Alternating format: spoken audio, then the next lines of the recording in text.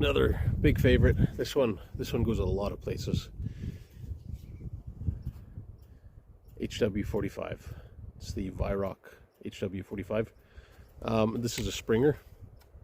So it's another over lever. So different from the Webley is this one cocks the spring upon opening. Now that it's open, there's no resistance to close it.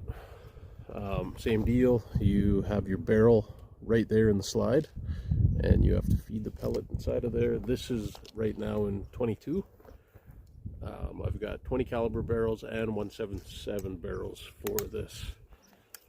This does not have an automatic safety, so you gotta watch when you're shooting it.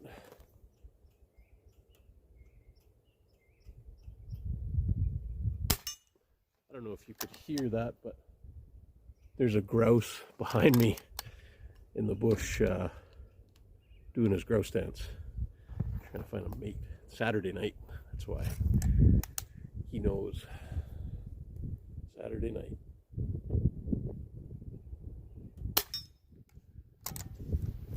I'm shooting wad cutters, 22s, hobby. I don't know if you guys ever seen any of these pellets. Hobbies. Awesome pellets. If you can pick them up cheap. There's some places you can't get them cheap. Lots of fun. So this thing's got it's got some zazz. Like the two of these guns, the Electo and the HW45, they're rather like competitive. They're at the top of the chart for most powerful guns in Canada for pellet pistols. The thing with the HW45 is the spring. It's a spring gun. It takes some taming. Like it takes a lot of practice to get good with it. But as you could hear, you should be able to hear that it packs a punch. What I always liked about it, and why I've shot this thing like a lot. I've shot this. I'm probably just shy of 10,000 pellets through it by now. I've had it for about 8 years. I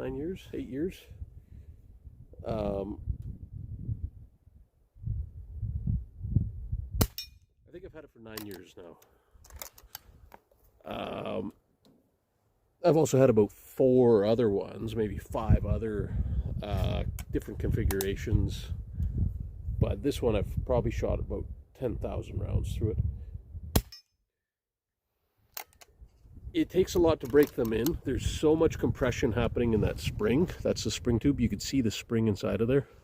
So much compression. Variations in temperature affects it. Any lubrication or excess lubrication you put inside that cylinder, it will affect the accuracy. So when it's shot, it dips. Probably can't really pick it up, but there is recoil. Too high there.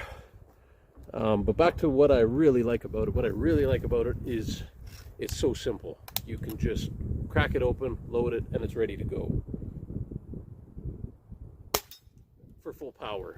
Now the Webley Electo over there gets a little bit more power, but you got to pump it up 3 times, which is like I used to want to use this for hunting. Like if I was out hunting or if I was just cruising around, I could use this to shoot a grouse, which I did lots. So that was high. I could see it. I have shot a lot of grouse with this. I wouldn't exactly recommend it because, as you could just see there, it's very hard to tame. Now with the Zeraki, the Webley, I can get better, and I haven't been practicing. Like it's a little bit cold out right now. I'll say I'm a little bit shaky.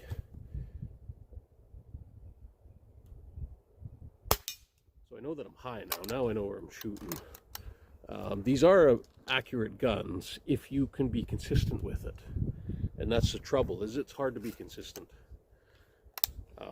That's just like, it's a reality of doing anything for a long period of time. The difference between an amateur and a professional is consistency. So when you're a professional, you don't have to try to be consistent, because you are. But when you're an amateur, you have to continually try to be consistent and to get the accuracy and perform the same every time.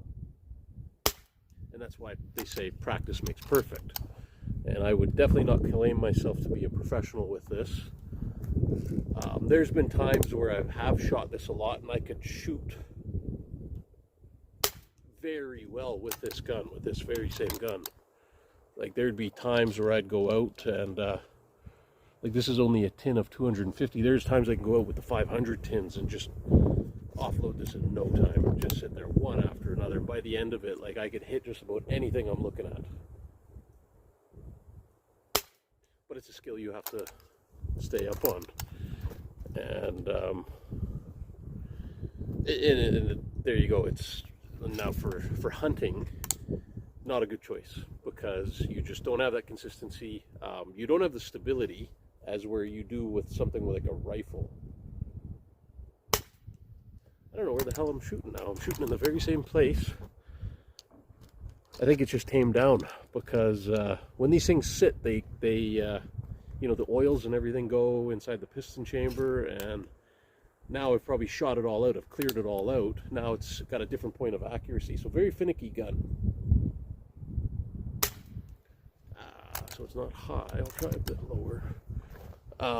Incredibly well made, like very well made. These things, if you've ever held one before, just worth the money.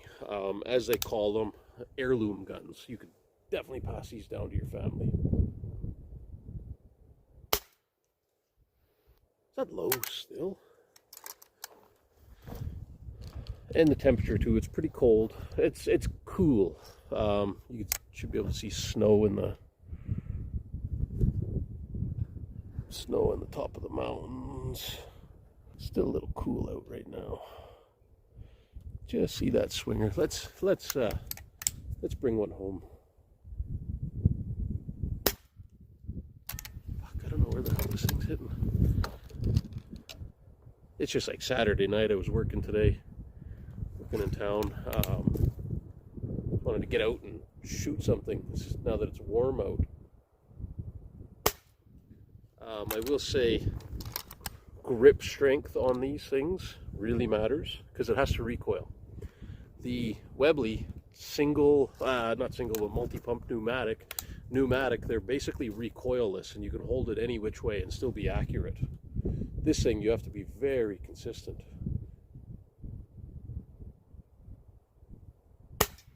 Oh, it's caught his rump there. I don't know if you can see that. My lighting's kind of changed. It's 8 o'clock in May, and the sun is still like well high in the sky, but it's right behind a cloud right now.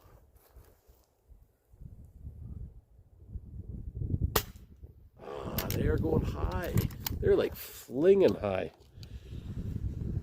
So if they're going high, that means my sight is too high.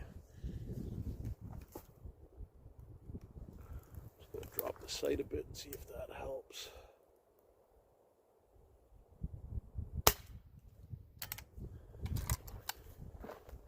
I just like whipped this thing out and started playing with it. Not like that. I mean, I like haven't really warmed up to it. Usually when I'm shooting this thing, I'll warm it up, put like 100 shots through it, and then really start shooting.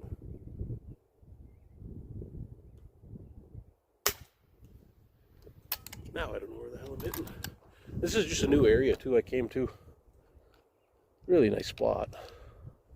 But normally I like hitting kind of the edge of like a sandy area. They're really nice to find some sand. Then set your target up and you see splatters on your misses, and from there you can instantly correct and you can start getting on target right away.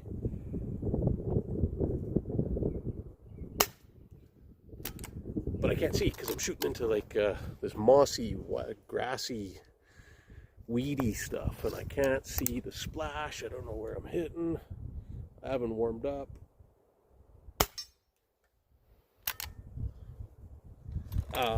But addicting. I could sit here all day with this gun and just ramble onto you all day.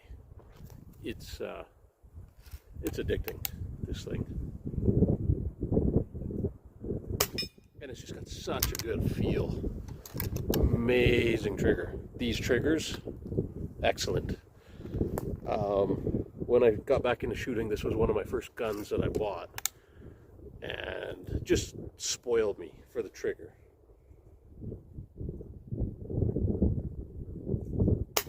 Like, I like shooting Crossmans and stuff like that. And I don't get me wrong, I love cheap guns. Love playing with cheap guns.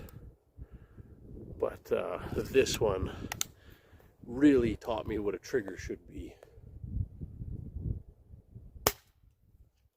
Like, outstanding trigger. The second stage, you know exactly where it is. They say adjustable. I've never even thought to adjust it. I love how this thing breaks.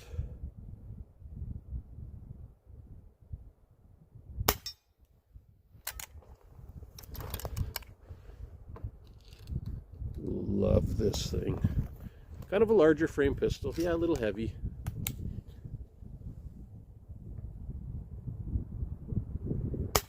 I was shooting it for a long time, and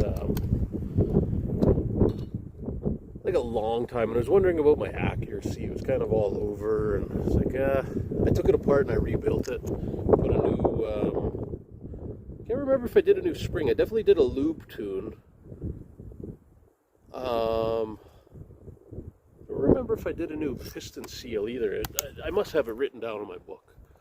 But I redid it, and it was shooting like a bat out of hell. Like, it was smoking and dieseling, and shooting it in the shop, and it's like dieseling and just puffing away and shooting all over the place.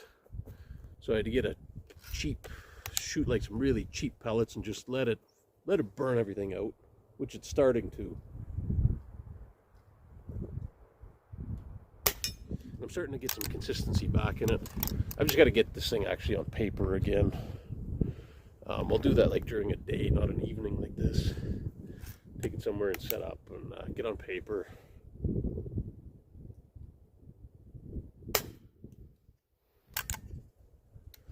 What do we got here? This tin is just about finished. I've been packing this tin around for a long time. Just finish it off here. Another reason why my sights are a bit out is because I've been switching between 1.7 and 20 caliber or 5mm. I want to really explore the 5mm. I think that's really cool caliber.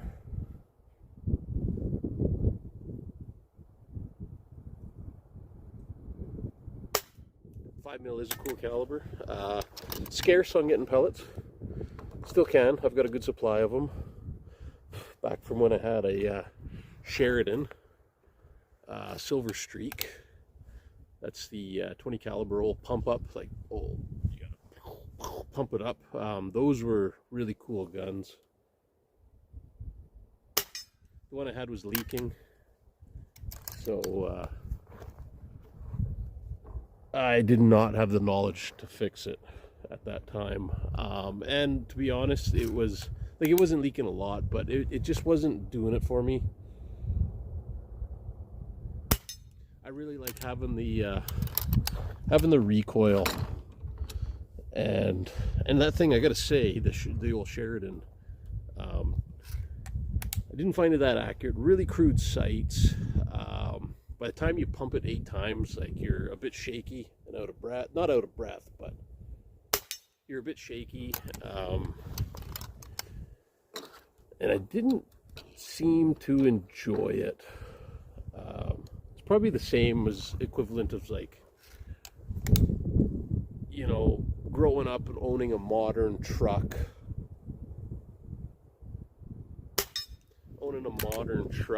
And you know, just always having a modern truck with decent fuel mileage and like electronic things, and then you go to an old truck, carbureted, doesn't start, big effort to do anything,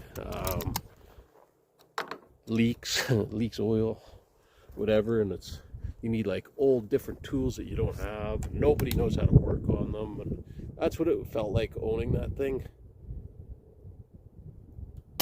And one thing that's true about it too is everybody wants them. It was really easy to sell. But yeah, I've got a lot of pellets left over for 20 caliber still from that. I didn't sell any of my 20 caliber pellets because I know how hard they are to get. I've got 20 caliber for this. I've got 20 caliber for the HW80 spring rifle. And I've got 20 caliber in another pistol, which I will show you about in a moment here, because I just finished rebuilding it. Bought a old Benjamin Sheridan 20 caliber pistol. Pumper. And just as I just complained all about, like the pumper, but shit, I dropped one. It's a pistol. It's gone. It's dirty. It's a pistol, and I like pistols. I love shooting pistols.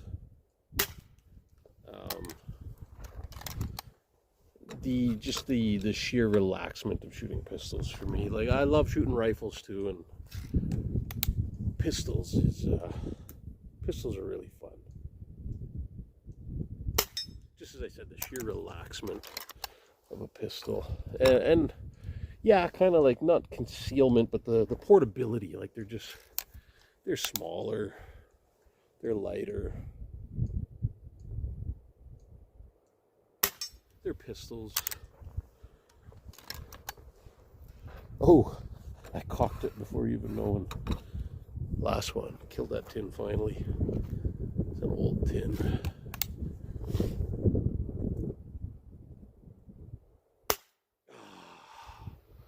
I should use that one I dropped right there. Not recommended. But I gotta hit something on my last shot. Last shot of the tin. I can't miss, can you? Gotta hit something. Pressure's on.